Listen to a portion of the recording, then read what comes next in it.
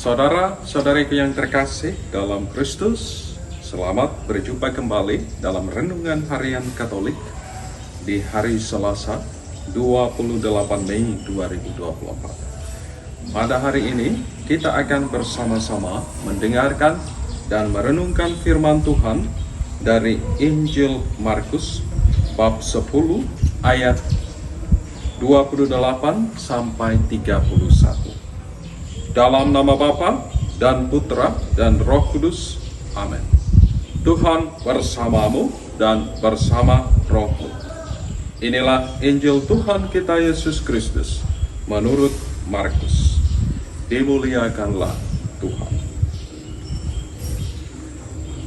Setelah Yesus berkata betapa sukarnya orang kaya masuk kerajaan Allah, berkatalah Petrus kepada Yesus, "Kami ini telah meninggalkan segala sesuatu dan mengikuti Engkau." Maka Yesus menjawab, "Sesungguhnya aku berkata kepadamu, barang siapa meninggalkan rumah, saudara-saudari, ibu atau bapa, anak-anak atau ladangnya, pada masa ini juga ia akan menerima kembali 100 kali lipat rumah, saudara laki-laki, saudara perempuan, ibu, anak-anak, dan ladang, sekalipun disertai berbagai penganiayaan, dan di masa datang ia akan menerima hidup yang kekal. Tetapi banyak orang yang terdahulu akan menjadi yang terakhir, dan yang terakhir akan menjadi yang terdahulu." Demikianlah Injil Tuhan. Terpujilah Kristus. Saudara-saudariku yang terkasih dalam Kristus, perikop Injil yang kita dengar bersama hari ini merupakan bagian dari sabda Yesus tentang sukarnya seorang kaya untuk masuk ke dalam kerajaan Allah. Setelah mendengar pengajaran Yesus tentang hal itu, Petrus lantas bertanya kepada Yesus, bagaimana dengan nasib mereka yang telah meninggalkan segala sesuatu untuk mengikuti Yesus? Yesus selalu menegaskan kepada Petrus dan murid-murid yang lain bahwa siapapun yang meninggalkan rumah, keluarga, atau harta benda untuk mengikutinya dan demi Injil akan menerima berlipat-lipat balasannya di dunia ini pada saat ini juga, dan juga akan mendapatkan hidup yang kekal di zaman yang akan datang. Artinya berkat surgawi dan duniawi dari Allah berlimpah atas hidup setiap orang yang mendedikasikan hidupnya untuk Injil. Namun, Yesus juga menekankan pentingnya kerendahan hati, pelayanan, dan pengorbanan dari diri para muridnya. Saudara-saudariku yang terkasih dalam Kristus, mengikuti Yesus adalah sebuah perjalanan rohani yang membutuhkan transformasi hati, pikiran, dan tindakan kita secara terus-menerus agar sesuai dengan nilai-nilai kerajaan Allah. Kita harus berusaha melatih diri kita, memprioritaskan hidup kita untuk melakukan kehendak Tuhan di atas segala kepentingan pribadi kita. Tentunya semua ini tidak mudah, tetapi kita percaya akan kasih dan penyertaan Tuhan.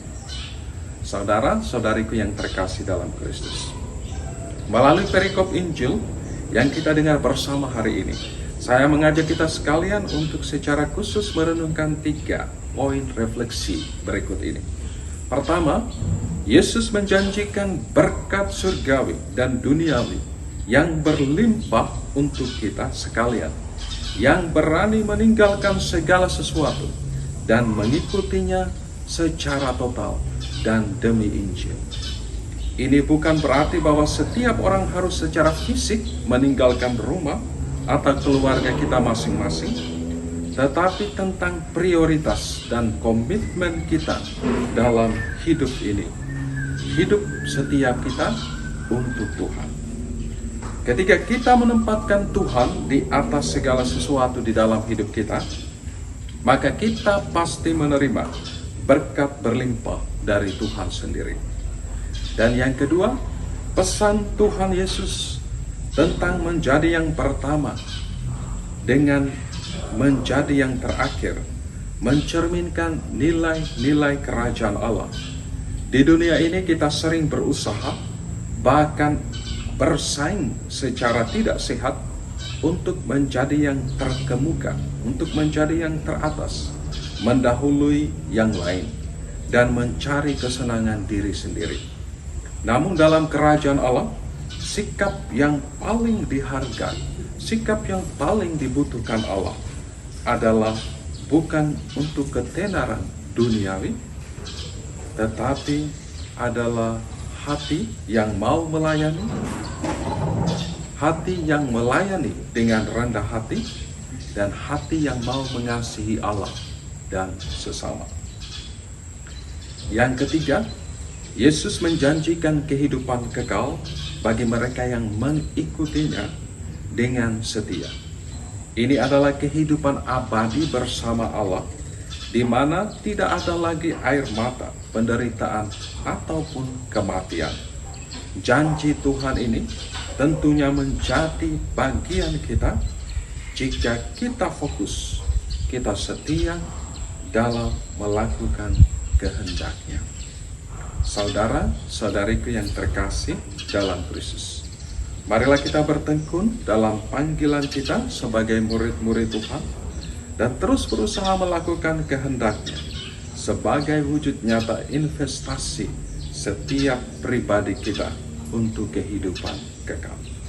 Sesungguhnya aku berkata kepadamu, barang siapa meninggalkan rumah, saudara, saudari, ibu atau bapa, anak-anak atau ladangnya, pada masa ini juga ia akan menerima kembali 100 kali lipat rumah, saudara laki-laki, saudara perempuan, ibu, anak-anak, atau ladang, sekalipun disertai penganiayaan, dan di masa datang ia akan menerima hidup yang kekal. Berkat Tuhan beserta kita sekalian, Bapa, Putra, dan Roh Kudus. Amin.